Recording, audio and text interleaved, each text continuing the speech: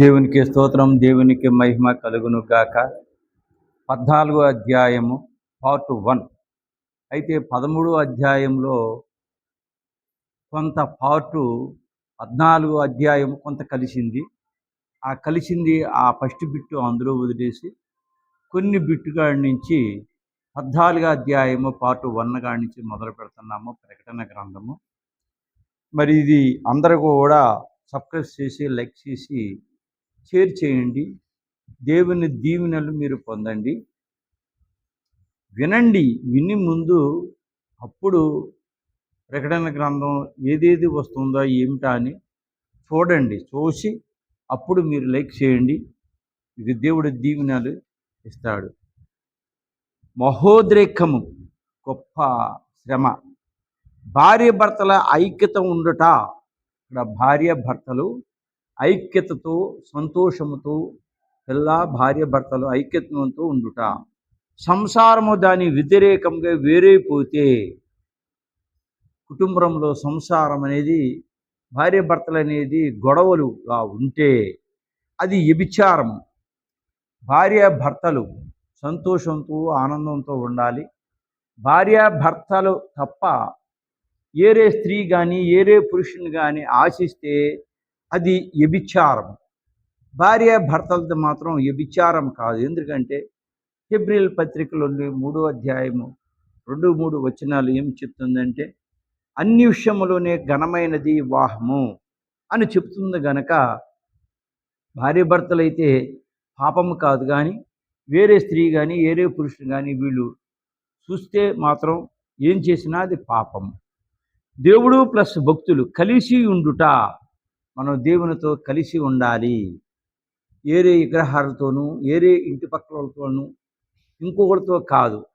మనం ఎక్కువగా దేవుని బిడ్డలతోనూ దేవుని బోధకులతోనూ దేవునితోనే సంభాషణ కలిగి ఉండాలి. సంఘము వేరైపోతే 6వ ఆజ్ఞ పాపము. ఇందులో ఉండి వేరైపోవటం, సంఘంలో ఉన్నవాళ్ళు ఇంకొక సంఘంలోకి వెళ్ళిపోవటం, వేరైపోవటం, ఇది సాతాను చేసే క్రియలు. అది జాగ్రత్తగా అబ్జర్వేషన్ చేయాలి. ముందు ఒక సంఘానికి వెళ్ళిన తర్వాత, ఒక బోధకుడి దగ్గరికి వెళ్ళిన తర్వాత, దేవుణ్ణి అడిగి ఇక్కడికి వెళ్ళమంటారా వద్దన్న తర్వాత, వెళ్ళమన్న తర్వాత మళ్ళా కొన్ని దుర్పచారాల వల్ల, దురాచారాల వల్ల బయటికి పంపడానికి సాతాను ఒప్పుకుంటాడు చేస్తాడు గనక అలాంటిది ఏమి చేయకుండా జాగ్రత్త పడాలి. ఇదే బాబేలులోనే ప్రజలకు బాబేలును నేర్పిన లౌకికము. బాబేలులోనే భాషలు విడదీశారు దేవుడు.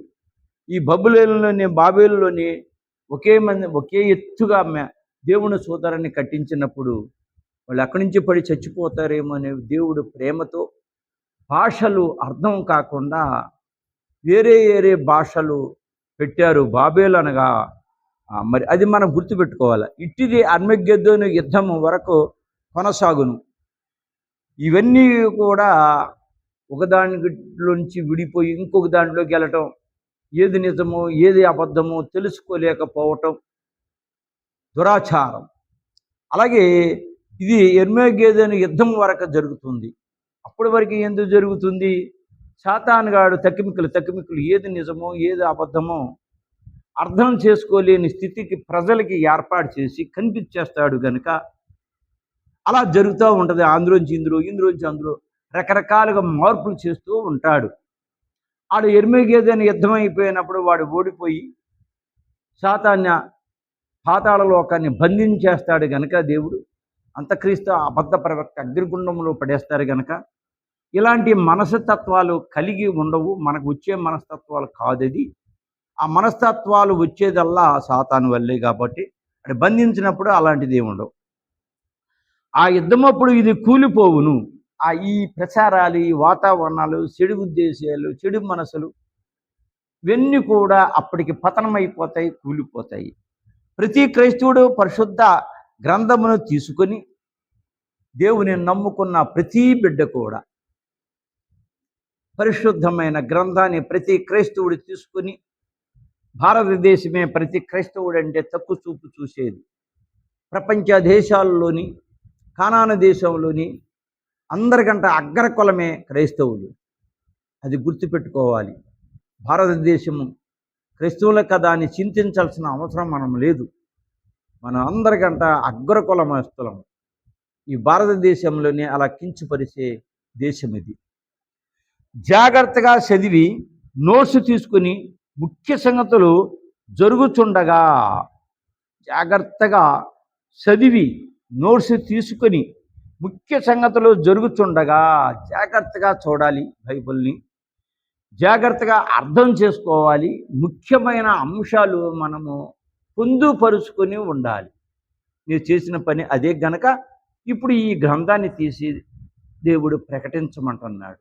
ముఖ్యమైన విషయాలు మనం గ్రంథాల్లోని రాసుకొని ఉండాలని ఇక్కడ జాగ్రత్తగా చెప్తున్నారు. జాగ్రత్తగా చదివి నోట్స్ తీసుకుని ముఖ్య సంగతులు జరుగుతుండగా, నోట్స్ తీసుకొని అంటే రాసుకొని. మరి కొంతమంది రాసుకోకుండానే ఒక వాక్యం చెప్పి రకరకాలుగా టక మాట్లాడతారు వాళ్ళు ఇష్ట ప్రకారంగా. ఇక్కడ దేవుడు చెప్పిన విధానం చూస్తే ఒక్క మాట కానీ, ఒక్క పొల్లు కానీ, ఒక్క అక్షరం కానీ మిస్సకుండా ఉండాలంటే మనం రాసుకుని దేవుని వాక్యాన్ని జాగ్రత్తగా బోధించాలి. ఇది బైబిల్లో ఎక్కడ ఉన్నదని పరిశీలన చేసుకుని గుర్తులు పెట్టుకొనవలెను. ఈ దేవుడు చెప్పిన మాటలన్నీ కూడా బైబిల్లోనే ఉన్నాయి. అవి గుర్తు పెట్టుకోవాలి, మర్చిపోకూడదు. ఇది ఏయో బయట వచ్చిన మాటలు అని చెప్పేసి అని కూడా అనుకోకూడదు. దేవుని చెప్పిన మాటలు ఇవన్నీ కూడా. ఉదాహరణ, మనకు ఒకటి ఇంకొకరికి ఇంకొకటి దొరుకును. మన బైబిల్ చదివేటప్పుడు, ఈ ప్రకటన గ్రంథం వినేటప్పుడు ఇంపార్టెంట్ అయిన బైబిల్లోని ఒకరికి ఒక రీతిగా అర్థమవుతుంది, ఒకరికి ఒక అర్థంగా అర్థమవుతుంది. మంచి మంచి వాక్యాలు దొరుకుతూ ఉంటాయి. హత్యలు జరిగినవి, దోపిడీలు జరిగినని, హైడ్రోజన్ బాంబులు వచ్చునని ఎక్కడ ఉన్నది? ఏ గ్రంథాల్లో లేదు, ఏ పుస్తకాల్లో లేదు. దేవుడు చెప్పిందే ఇది. ఇది క్లియర్గా హైడ్రోజన్ బాంబులు తర్వాత ఇవన్నీ కూడా దొరుకుతాయి, ముందుగా తయారవుతారు. వీటితోని చాలా ఇబ్బందులు, విరకాటాలు అని 2025 సంవత్సరం క్రితమే దీన్ని రాశారు. ఇప్పుడు అవి తయారు చేస్తున్నారు. దేవుడు ముందే బయలుపరిచారు ఈ గొప్ప గొప్ప బాంబులు భూలోకం మీదకి వస్తాయని. బైబిల్లో వీటన్నిటినీ జాగ్రత్తగా వెతకవలెను. ఇది ఆల్రెడీ కొన్ని లక్షల సంవత్సరాల క్రితమే బైబిల్లోని హైడ్రోజన్ బాంబుల కోసం రాశారు. దేవుని వాక్యము సంపూర్ణమైనది. దేవుని వాక్యం సగం 90% కాదు, 100% సంపూర్ణమైన వాక్యము గ్రహించగలగాలి. జాగ్రత్తగా వెతికినట్లయితే అన్నీ బైబిల్లోనే దొరుకును. ఇంకా జరగబోయేవి, జరిగినవి ఇవన్నీ కూడా బైబిల్లో జాగ్రత్త అంటే ఏదో పని చూసుకొని ఈ సమయానికి ఇది అయిపోవాలని కాదు. సమయ అనుకూలను ఎక్కువ ఇచ్చి ప్రశాంతంగాను మనసంతా బైబిల్కి మీద ఉంచి కేంద్రీకరించి నువ్వు చదివినట్లయితే బైబిల్లోని అన్నీ ఉన్నాయి. వెతకండి మీకు దొరకననే బైబిల్లో ఉన్నది. బైబిల్లో వెతికితే దొరకదు అంటూ ఏదీ లేదు. బైబిల్లో లేనిది బయట లేదు, బైబిల్లో లేనిది రాదు, బైబిల్లో లేని కొత్త ఏమీ లేవు. మేము ఇప్పుడు హైడ్రోజన్ బాంబులు కనిపెట్టామని, అమోనీ బాంబులు కనిపెట్టామని, లేకుంటే ఇంకోటి ఏదో కనిపెట్టామని రకరకాలుగా చంకలు ఎగరేసుకోవాల్సిన అవసరం ఏమీ లేదు. అన్నీ కూడా బైబిల్లోనే ఉన్నాయి. ఒకవేళ బైబిల్లో చూసింది తయారు చేస్తే ఆనందమే. ఒకవేళ చూడకుండా నేను గొప్పదాన్ని తయారు చేశానని నువ్వు అనుకుంటే పొరపాటు. అది ఆల్రెడీ ఉంది ఇందులో. మనము వెతుకుటకు మిక్కిలి కష్టపడుదుము, మిక్కిలి వెతకడానికి. కానీ మన ముందున్న భక్తులు అన్ని జాగ్రత్తగా వెతికే ఉన్నారు. మనం ముందున్న భక్తులు, ప్రవక్తలు ఇవన్నీ జాగ్రత్తగా వెతికి సపరేట్గా రాసే ఉన్నారు. ఒకవేళ మీరు వెతుకున్నది సోమవారం దొరకకపోయినా మంగళవారమైనా దొరుకును గనుక వెతకండి. ఇక్కడ సోమవారం అంతా వెతికినప్పుడు దొరకలేదు, మంగళవారం అంతా వెతకమన్నారు, దొరుకుతుందన్నారు. కొన్ని మంగళవారం వెతకపోతే బుధవారం, ఆ తర్వాత పట్టుదల అన్నది ఇదివరకు ప్రవక్తలకి ఉంది గనక అలాగే మనం కూడా పట్టుదలగా వెతకాలి. ఇప్పుడు మనము వెతకకపోతే ఇక ముందునకు వెతకలేము. ఎందుకని? ఇప్పుడు మనం వెతకపోతే ముందుకి ఎతకలేము. ఎందుకని? సమయం లేదు గనక. రాకడ సమయాలు చొచ్చుకుంటూ వచ్చేస్తున్నాయి గనక, దాని గుర్తులు వచ్చేస్తున్నాయి గనక, ఆ గుర్తులను బట్టి ముందుకి మనం ఎతకలేము. అపాయకరమైన దినములో వచ్చునని వాక్యంలో వ్రాయబడి ఉన్నది. ఈ హైడ్రోజన్ బాంబుల కోసం బైబిల్లో రాసి ఉన్నది. అది ఇప్పుడు తయారు చేసి ఉన్నారు. ఇప్పుడు ఇదేమంటున్నారు? అపాయకరమైన దినములు వచ్చునని వాక్యంలో వ్రాయబడి ఉన్నది. అది ఎలాగ ఇప్పుడు కన్ఫర్మ్ అయిందో, ఈ అపాయకరమైన దినములు వచ్చినని వాక్యంలో ఎలాగైతే రాశారు, ఇది కూడా అలాగే ముందు వచ్చే సమస్య చాలా ఉంది. మనము తెలుసుకోకపోతే పడిపోద్దాము. ఇవన్నీ కూడా తెలుసుకుని అద్భుతమైన ఒక్కొక్క జనాన్ని, కొన్ని వేల మందిని చంపేసే వాతావరణం, బైబిల్లో రాసిన వాతావరణం వచ్చి అదే జరుగుతుంది. అపాయకరమైన విషయాలు వస్తాయని కూడా రాశారు. అవి వస్తాయని 100% నమ్మినవాడే విశ్వాసి, నమ్మినవాడే భక్తుడు, నమ్మినవాడే క్రైస్తవుడు. నమ్మకపోతే అది జీరో. పెళ్లి కుమార్తె వెళ్ళకముందే ప్రకటన గ్రంథంలోని కొన్ని ముంగుర్తులు ఈ కాలం ముందు జరుగుతున్నవి. పెళ్లి కుమార్తె, వధువు సంఘము. ఈ పెళ్లి కుమార్తె వెళ్ళకముందే బోర ఎప్పుడైతే ఊదుతుందో మహాశబ్దముతో, ఆ శబ్దము రాకముందే ప్రకటన గ్రంథంలోని ముందుకు కొన్ని గుర్తులు ఉన్నాయి, ఆ కాలంలో జరిగినవి. అవి మనము తెలుసుకొనకపోతే ఏం జరుగుతుంది ప్రపంచంలో? ఇదివరకైతే క్రీస్తు శకం 70వ సంవత్సరం ముందు ఊచకోత ఇశ్రాయేలు జనాన్ని కోసేటప్పుడు రోమన్ వాళ్ళు, అప్పుడైతే అక్కడే జరిగింది, కానీ ప్రపంచానికి తెలియలేదు. బైబిల్ ద్వారాగా తెలిసింది. ఈరోజైతే మన ఇంటిలోని టీవీలు ఉన్నాయి, రేడియోలు ఉన్నాయి, వార్తలు ఉన్నాయి, పేపర్లు ఉన్నాయి. ప్రతి ప్రపంచానికి మన ఇండియా వాళ్ళు అక్కడ ఉన్నారు, అక్కడున్న వాళ్ళు ఇక్కడ ఉన్నారు. అందుకని ఏ రోజు ఆ రోజు తెలిసిపోతుంది గనక బైబిల్లో చదివేటప్పుడు, ప్రకటన గ్రంథం ఇప్పుడు మీరు వినేటప్పుడు ఇవి జరిగినాయా, జరుగుతున్నాయా, ఓకే, రాగడ గుర్తులు అవే. రానై ఉన్న దినములలో జరగనై ఉన్న ముంగుర్తులను తెలుసుకొనలేము. లేకుంటే మనం తెలుసుకోవాలి, లేకుంటే తెలుసుకోలేము ముంగుర్తులు.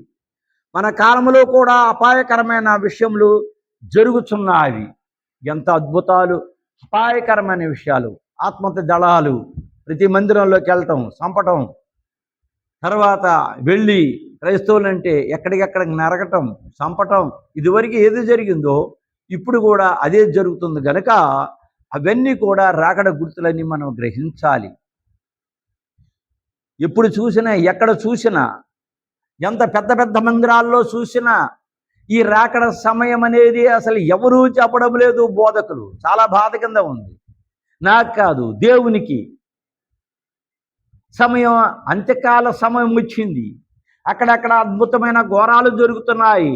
ఎవరి నోటముటన్నా ఈ వచనాలు వస్తున్నాయా? అసలు ఇప్పుడు నా నోటముట కూడా ఎందుకు వస్తున్నాయి? ప్రకటన గ్రంథం వివరణ ప్రభు చెప్పిన ఉన్నాయి కాబట్టి వస్తున్నాయి. అందుకని ఇది దేవుడు చెప్పిందిగా భావించి ప్రకటన గ్రంథం కోసం, రాకడ కోసం ఎక్కువగా బోధించాలని సేవకులకి దేవుడిచ్చే ఆర్డర్. ఇవి అన్నీ మనకు తెలియపరచటకే బైబిల్ గ్రంథంలో ఈ సంగతులను దేవుడు మన కొరకు వ్రాయించి ఉన్నాడు. ముందు జరగబోయే అన్నీ కూడా ఇలా జరిగితే జాగ్రత్త. పెళ్లి కుమార్తెగా సిద్ధపడాలంటే కొన్ని విషయాల్లో వెళ్ళకు, కొన్ని విషయాల్లోనే రా అని అన్నీ కూడా వివరంగా రాసి పెట్టి ఉన్నారు. దేవుని వాక్యము దయగల వాక్యము, ప్రేమగల వాక్యము, జాలిగల వాక్యము. ఇది ఎప్పుడైనా దేవుని బిడలారా, క్రైస్తవులారా, పెళ్లి కుమార్తె సంగమా గ్రహించారా? మాటలు చెప్పడం కాదు, చెప్పిన రీతిగా నువ్వు ఉన్నావా? లేకుంటే నాకు ఇంతమంది జనం ఉన్నారు, అంతమంది జనం ఉన్నారు, అది వినటం ఎందుకు, ఇది వినటం ఎందుకు? నన్ను దేవుడు ప్రేమించాడు గనక ఇన్ని వందలు, ఇన్ని వేలు జనాన్ని నాకు ఇచ్చాడు. నేను ఇంకా ప్రార్థన చేయకపోయినా పర్లేదు అని అనుకున్నావా? అది నీకు సాతానుగాడు నీ ప్లాన్ అంతా నడిపిస్తున్నాడు. సాతానుగాడు నడిపిస్తున్నాడు అనుకో. నువ్వు అంతకంతగా వర్ధిల్లాలి అని అంటే దేవుని సన్నిధిలో నువ్వు మొర్ర పెట్టాలి, కన్నీరు కార్చాలి. అప్పుడు నువ్వు అంతకంతగా వర్ధిల్లుతావు.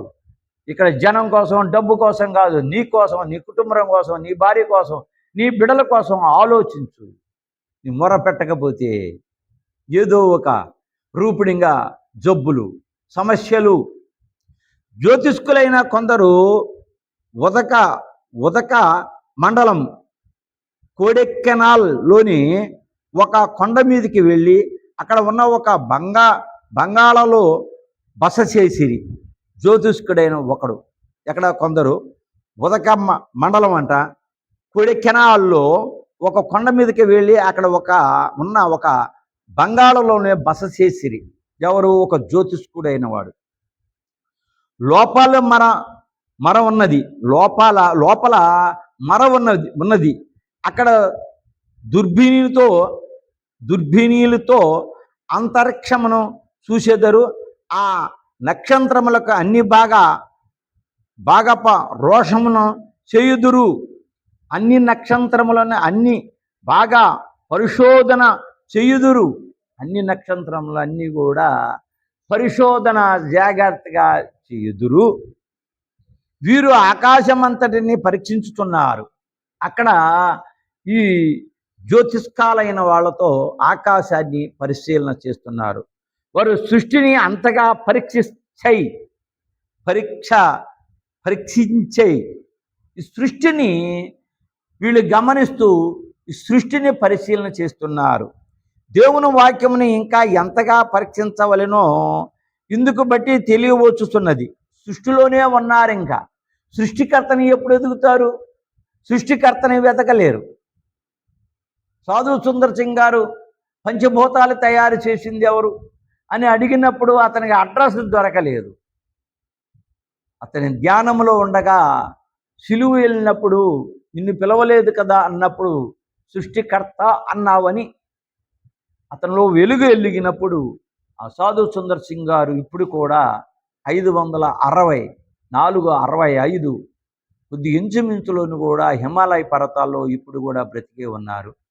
మన భారతదేశం తరఫున 5, ప్రపంచ దేశాలు మొత్తం అంతా కలిసి 500 మంది హిమాలయ పర్వతాల్లోని సజీవంగా ఉన్నారు. భూమి మీద ఉన్న ప్రతి వస్తువును, సముద్రం ఉన్న ప్రతి వస్తువును, ఆకాశంలో ఉన్న ప్రతి వస్తువును పరీక్షించుచున్నారుగా అని చంద్రమండలం మీద బంగారు కొండ ఉందని, భూమిల మీద ఏముందని ఇవన్నీ సృష్టిని పరిశీలిస్తున్నారు. కానీ మానవులు దేవుని వాక్యం ఎందుకు పరీక్షించకూడదు? ఈ బైబిల్ పరిశుద్ధమైన గ్రంథం కదా. ఆ సృష్టి ఇందులో ఉన్నది, సృష్టికర్త ఇందులో ఉన్నది. నువ్వు బైబిల్ని పరిశీలిస్తే అసలు ఎవరు రాశారు, ఎలా రాశారు?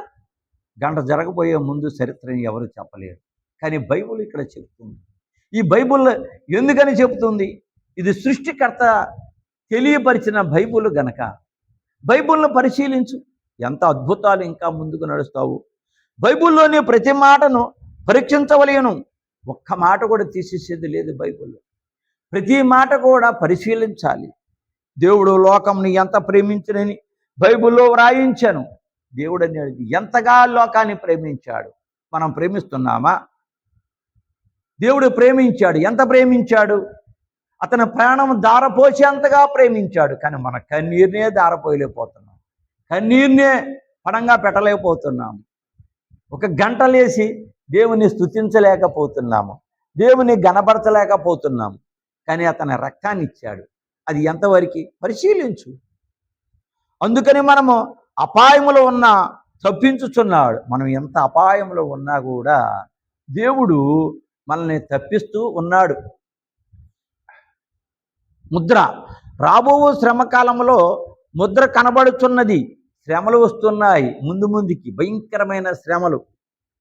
దానికి ముంగుర్తుగా ఈ దినాలలో అనేకులు నొసట బొట్టు పెట్టుకొనుచున్నారు. కనబడుతున్నది దానికి ముంగుర్తుగా. ఈ దినాలలో అనేకులు నొసట బొట్టు పెట్టుకొనిస్తున్నారు. అనేకులు దేవుని నమ్ముకున్న వాళ్ళు పెడుతున్నారు, దేవుని నమ్ముకోలేని వాళ్ళు పెడుతున్నారు, అందరూ పెడుతున్నారు. దానివల్ల వచ్చే నష్టము ఇక్కడ రాస్తున్నారు. ఆ దినాలలో నొసటి యందు గాని చేతి యందు గాని ముద్ర వేసి కొనని వారైన ఎడల అట్టి వారికి ఆహారము ఉండదు. ఈ నొసటి మీద చేతి మీద ముద్ర ఉండాలి. 666 ముద్ర ఉండాలి, బొట్టు ఉన్నట్టు. వాళ్ళకే భోజనం, ఆహారము, తిండి. ఇప్పుడు నీ చేతికి పచ్చబొట్లు వేయించుకొనుతున్నారు. ఇవి కూడా వాటికి ముంగుర్తులై ఉన్నవి. పచ్చబొట్లు వచ్చినాయి. చిన్నప్పుడు పచ్చబొట్లు లేవు, ఇప్పుడు పచ్చబొట్లు కూడా వచ్చేసినాయి. ఇది కూడా అంతక్రీస్తుకి జరిగే సూచనలు ఇవి గనుక అవి కూడా పొరపాటు, తప్పని ఇక్కడ క్లియర్గా ఉంది. కనుక బైబిల్ బాగా చదవవలెను. అన్నీ బైబిల్లో ఉన్నాయి. ఖాళీ సమయం ఉన్నప్పుడు ఆదివారం మనం వెళ్ళాము అని ఊహించుకొని ఓ పక్కకి వెళ్ళిపోవటం కాదు, శుక్రవారం వస్తున్నామని అనటం కాదు, ఏరే రోజుల్లో వెళ్తున్నామనటం కాదు. ఈ సమయం దొరికితే బైబిల్లోని స్పీడ్గా కాకుండా స్లోగా చక్కగా అర్థం చేసుకొని నువ్వు చదివితే బైబిల్లోని అన్నీ ఉన్నాయి. బైబిల్లో కొన్ని పాత్రలు ఉన్నవి. అయితే ఈ గ్రంథములో ఉన్నది దైవోగ్రత పాత్ర. ఇది పరలోకములో ఉన్నది. భూలోకమున్న పాత్రలు వేరు, పరలోకములో ఉన్న పాత్రలు వేరు. అయ్యే దైవ సిద్ధాన ప్రకారంగా ఉన్న పాత్రలు. పరలోకమందు రక్షణ పాత్ర ఉన్నది, బాప్తిస్వం తీసుకుంటాం రక్షణ పాత్ర ఉన్నది. గిన్నెడు చల్లనీళ్ళు ఇచ్చిన పాత్ర ఇక్కడ సువార్తలో ఉన్నది. గిన్నెడు మంచినీళ్ళు చల్లి ఆ పాత్ర సువార్తలో ఉన్నది. పరలోకంలో ఉన్న దైవోగ్రత పాత్ర భూమి మీద కుమ్మరించగా, పరలోకంలో ఉన్న దైవోగ్రత భూమి మీద ఉన్నది మనుషులు ఇచ్చే పాత్రలో నీరు. ఇది పరలోకంలో ఉన్న దైవగ్రత పాత్ర భూమి మీద కుమ్మరించగా అప్పుడప్పుడు మనకు కలుగుచున్న కొద్ది కొద్ది శిక్షలు కనబడుచున్నవి. ఆ శిక్షలు మనకి బయలుపడుచున్నవి కొంతవరకు. ఇవి రాబోయే ఉగ్రతకు సూచికగా ఉన్నవి. ఈ ఎన్ని గుర్తులు రాబోయే ఉగ్రతకు సూచనలుగా ఉన్నవి. మనం అడుగున ఉన్న వేడి నీళ్లు సన్నీళ్లతో తొరిపినట్లు ఉన్నది. వేడి నీళ్లకు అడుగున వేడి నీళ్లు చన్నీళ్లతో తొలిపినట్లుగా ఉన్నది. అయితే ఇక్కడ వైవో గ్రతాల్లో ఆ పాత్రలో ఏమి త్వరపలేకుండగానే కుమ్మరించబడిను, ఏమి త్వరపలేకుండగానే కుమ్మరించబడును. ఇవన్నీ కూడా ముంగుర్తిగా మన మీద కుమ్మరించబడతాయని ముందుగా బైబిల్ మనకు చెబుతుంది. అది భయంకరమైన పాత్ర కనుక అది భూమి మీదకు రాకముందే మనము సిద్ధపడవలెను. ఈ పాత్రలు, ఈ భయంకరమైన సమస్యలు భూమి మీదకి రాకముందే పెళ్లి కుమార్తెగా వధువు సంఘంగా సిద్ధపడవలేను. ఉదాహరణ, తాగుబోతు సారా కొట్టునకు వెళ్ళి సారా త్రాగి మతిల్లును.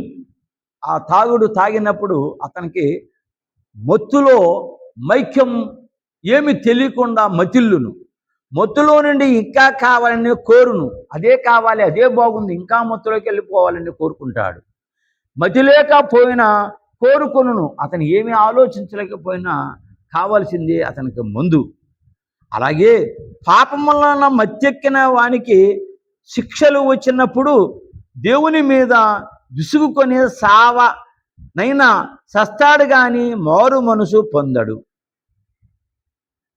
అలాగే పాపమునకు మత్తెక్కిన ఎంత శిక్షలు వచ్చినాను ఏమొచ్చినావును విసుగుకొని దేవుని మీద సావనైనా సస్తాను కానీ మారు మనసు మాత్రం నాకు అక్కర్లేదు. ఒకవేళ మారు మనసు కానీ నిన్ను పొందితే నేను తాగవలసిన పని ఉండదు. తప్పు అంటారు, ఉప్పు అంటారు, ఏదన్నా చేస్తే ఇవన్నీ కూడా నాకు అక్కర్లేదు, చచ్చినా పర్వాలేదు, ఈ మొత్తం మీద నేను ఎలాగే చేస్తాను అని అంటారు. కానీ మారు మనసు మాత్రం పొందరు. ఇంతకంటే దేవుడు ఏమి చేయును? దేవుడు చేస్తూనే ఉన్నాడు. అయినా నమ్మేవాళ్ళు చాలా తక్కువగా ఉన్నారు. ఏమి చేయగలడని దేవునిని దూషించును, ఏమి చేయగలడని దేవుని దూషించును. దేవుని మీద పట్టుకొని పిలాతు ఎదుర్కొంటా సిలువు భుజం మీద వేసి అతను కొట్టి తిట్టి చిత్రహింసలు పెట్టి గొల్గోతు కొండ మీద తీసుకెళ్ళి అతను పెట్టినప్పుడు వీరేం చేస్తున్నారు వీళ్ళకి తెలియదు కనుక వీళ్ళని క్షమించమన్నాడు, కానీ దేవుడు వెంటనే శిక్షించలేదు. ఒకవేళ దేవుడు శిక్షించలేదని అది వదిలేశాడా? వదలలేదు. అదే క్రీస్తు శకం 70వ సంవత్సరంలో ఉగ్రకోత దేవుణ్ణి, అమాయకుణ్ణి, తెలియని పాపము లేని వ్యక్తిని చంపారు కనుక వీళ్ళకి ఉగ్రత ఏర్పడింది. అందుకనే దోషం చేస్తే శిక్ష తప్పదు, శిక్ష ఖచ్చితంగా ఉంటుంది. దూషణ పాపమే కదా. త్రాగినవాడు పిచ్చిగా పుల్లవలే నోరు ఆవలించుకొని ఇంకా కావాలి కోరినట్లు పాపములో చిక్కినవాడు ఇంకా పాపముని రొంపిలోనికి దిగిపోవును. తాగుమోతోడు ఇంకా తాగుతా అని అనేవాడు భార్య కానీ, బిడలు కానీ, కుటుంబం కానీ, సమాజం కానీ ఏది గుర్తులేదు వాడికి.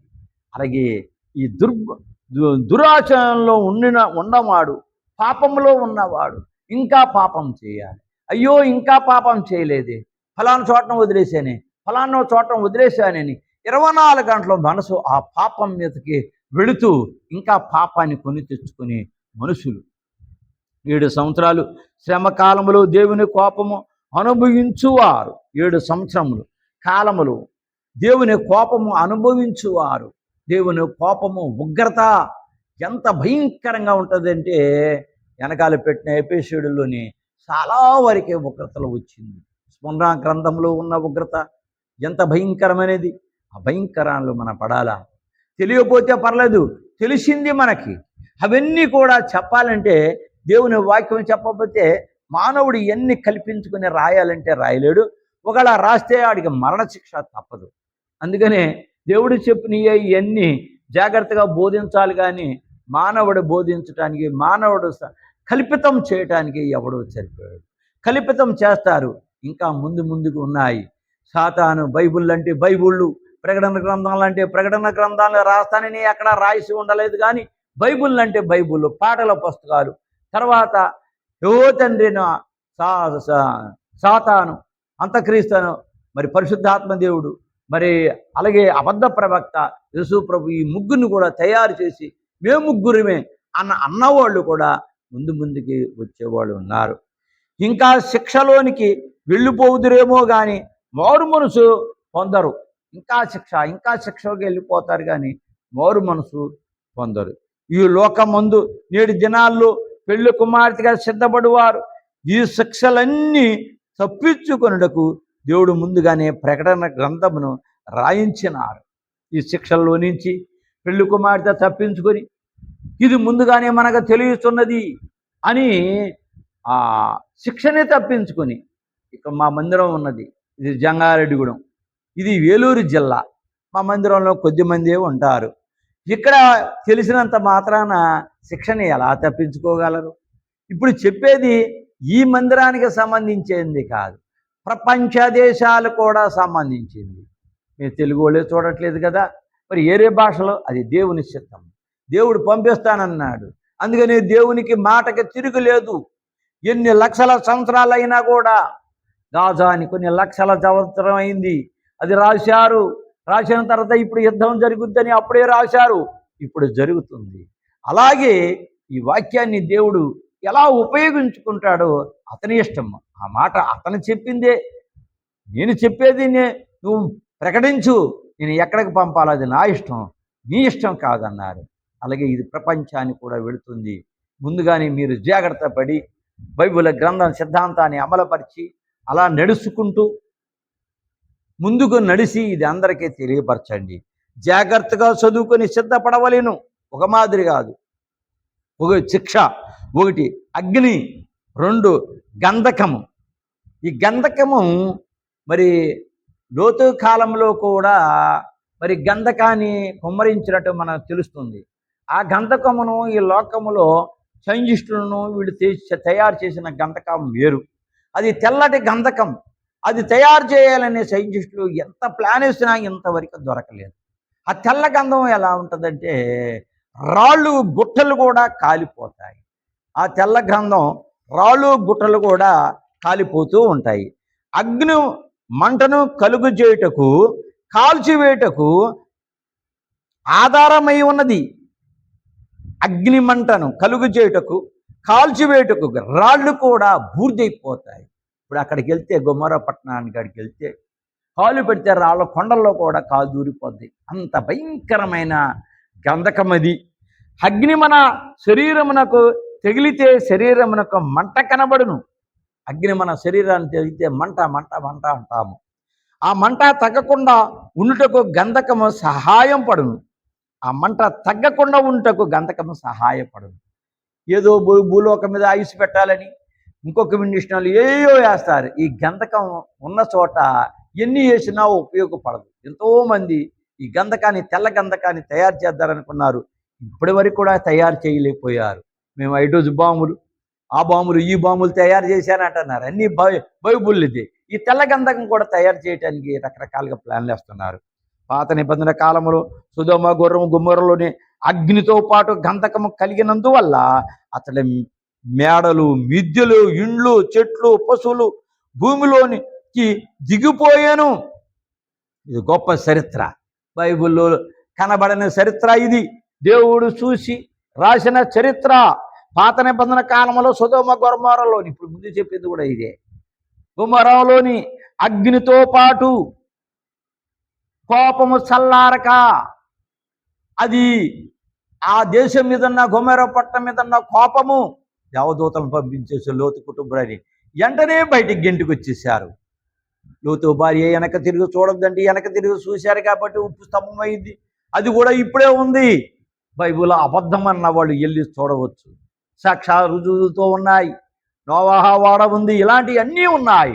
అయితే ఇక్కడ గంధముఖం కలిగినందువల్ల అతడి మేడలు, మిద్దెలు, పెద్ద పెద్ద మేడలు, మిద్దెలు, ఇండ్లు, చెట్లు,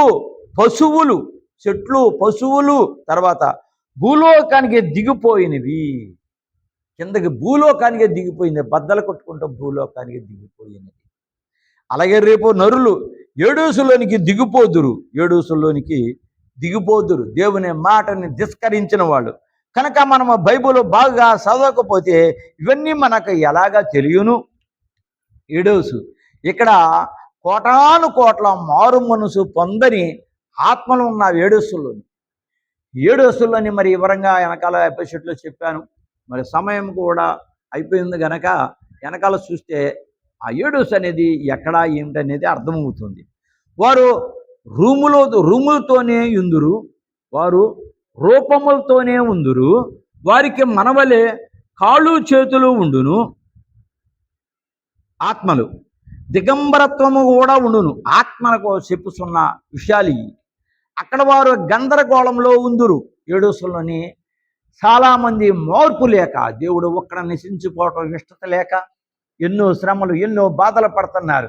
మేము ఇన్ని శ్రమలు పడి చెబుతున్నారే కానీ ఒక్క నిమిషం అన్నా దేవుని బిడలారా, దేవుని బిడల కాని వాళ్ళారా మొత్తం కూడా ఒక్కసారి ఆలోచించండి. ఎందుకని చెప్తున్నాము? అక్కడ వారి మధ్య సంభాషణ జరుగుతున్నది. చాలా గందరగోళం జరుగుతున్నది, సంభాషణ జరుగుతున్నది. అక్కడ వారు గందరగోళంలో ఉందురు. వెళ్ళిన ఆత్మలన్నీ కూడా గందరగోళంలో ఉన్నారు. వారి మధ్యన ఉన్న క్రైస్తవులు ఒక కథ చెప్పుకొనుచూ ఉన్నారు. క్రైస్తవుల ఆనందంతో వాళ్ళకి కథలుగా చెబుతున్నారు. అప్పుడు వారి మధ్య అనే శబ్దము వినబడినది. ఆగు మాట్లాడద్దు అన్న అనే శబ్దము. ఒకరు మన మధ్య బిషప్ గారు ఉన్నారు, వారికి మన మాటలు వినబడును గనుక ఊరుకోండి అన్న శబ్దము అక్కడ అన్నారు అన్న మాటలు ఉన్నాయి. ఇంకా ఉండే కొద్దీ ఇప్పటికే అద్భుతమైన సమస్యలు ఎన్నో మేము చెప్పి ఉన్నాము. ఇంకా అద్భుతమైన ఎన్నో ఉన్నాయి. ఈ 14వ అధ్యాయము చాలా ఎపిసోడ్లు పడతాయి. చూడండి, చూసి ఆనందించి తప్పనిసరిగా సబ్స్క్రిప్షన్ చేసి లైక్ చేసి షేర్ చేయండి. దేవుడు మిమ్మల్ని దీవించి ఆశీర్వదిస్తాడు. ప్రభా ఎవరైతే నా ప్రభాని ప్రకటన గ్రంథాన్ని ప్రపంచానికి తెలియలేని వాళ్ళకి పంపుతారో వాళ్ళని దీవించి ఆశీర్వదించమని యేసు నామమున మీద బ్రతిమలాడి అడుగుచున్నాము. అలాగే ఎవరికైతే ఏ అవసరతలు ఉన్నాయో, ఎలాంటి సమస్య అయినా కూడా ఆ సమస్యల కోసం మాకు ఫోన్ నెంబర్లు కూడా ఇస్తూ ఉన్నాము గనక వాటికి మాకు తెలియపరిస్తే మేము ఏర్పాటు చేస్తాము. అవన్నీ కూడా లైన్ పడటానికి ప్రార్థన రూపంగా మాత్రం ఫోన్ చేయండి. దేవునికి స్తోత్రం, దేవునికి మహిమ కలుగును గాక. ఆమేన్.